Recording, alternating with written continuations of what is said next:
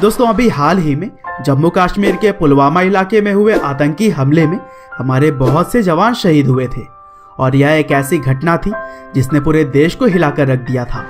हर व्यक्ति इस घटना से काफी दुखी था और हर कोई चाहता था कि इस घटना से जुड़े हुए आतंकवादियों को मुंहतोड़ जवाब दिया जाए और उनके ऊपर कड़ी से कड़ी कार्यवाही की जाए ताकि वह ऐसी घटिया हरकत दोबारा ना कर सके। और फिर इसी कड़ी में भारतीय वायुसेना ने उन आतंकियों पर हवाई हमले करके उनके बहुत से ठिकानों को पूरी तरह से तबाह कर दिया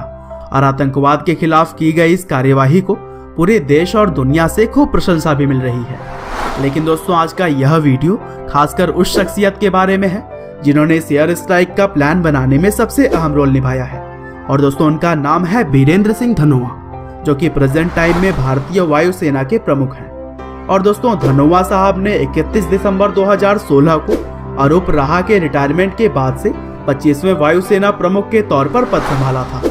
और इन्हें इनके किए गए शानदार काम के लिए परम विशिष्ट सेवा मेडल, युद्ध सेवा मेडल और वायुसेना मेडल की तरह ही कई सारे अवार्ड्स भी मिल चुके हैं। तो चलिए दोस्तों आज के इस वीडियो में भी हम जानते हैं भारतीय वायुसेना के प्रमुख बीरेंद्र सिंह धनोआ की पूरी लाइफ स्टोरी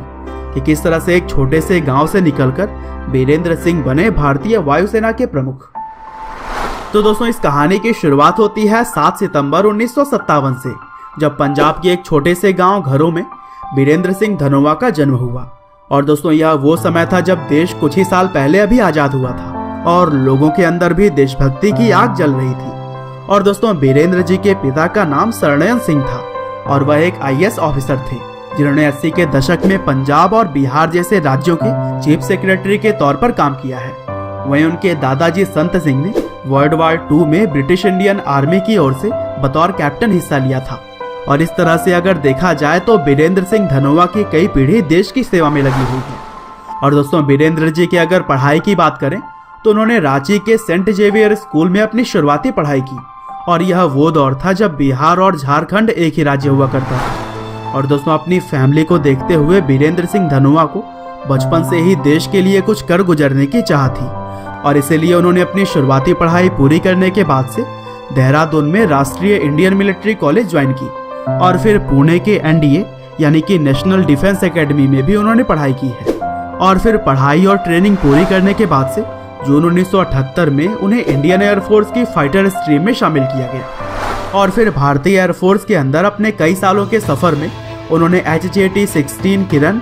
MiG-21, MiG-29 और स्पेक्ट जगुआर की तरह ही कई सारे विमान उड़ाए हैं। और बीरेंद्र जी के देश के प्रति जज्बे को देखते हुए उन्हें अलग अलग रैंक पर काम करने का भी मौका मिलता रहा, जैसे कि उन्होंने director targeting cell, assistant chief of air staff और fighter operations and war planning के डायरेक्टर की तरह ही कई सारे उच्च पदों पर काम किया है। हालांकि दोस्तों लोगों के बीच उनका नाम सबसे ज्यादा लोकप्रिय तब हुआ जब उन्होंने कारगिल के युद्ध में भारत के लिए शानदार काम किया और भारत के जीत में उन्होंने अहम किरदार निभाया था। कारगिल के युद्ध के समय वह जमीन पर हमले करने वाले स्क्वाड्रन के कमांडिंग ऑफिसर थे और उन्हीं के नेतृत्व में उनके स्क्वाड्रन ने रात के समय में ऊंची जगहों पर बमबारी के अलग अलग तरीकों का इस्तेमाल किया, जो कि काफी कारगर सिद्ध हुआ। और इसी वजह से उनके स्क्वाड्रन को वेस्टर्न एयर कमांड की बेस्ट फाइटर स्क्वाड्रन कहा गया। और फिर कारगिल युद्ध में उनकी बहादुरी के लिए उन्हें युद्ध सेवा मेडल और वायुसेना मेडल की तरह ही कई सारे अवार्ड से सम्मानित किया गया।